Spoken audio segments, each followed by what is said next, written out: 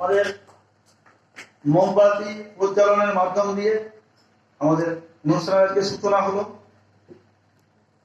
তো এবার কেক কাটা হবে।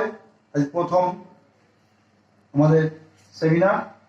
তো সেই সেমিনারের জন্মদিনকে আমরা স্মরণ রাখার জন্য আমি কেকটা কাটবো। আমার সহকারীরা হেল্প করবে আমাকে।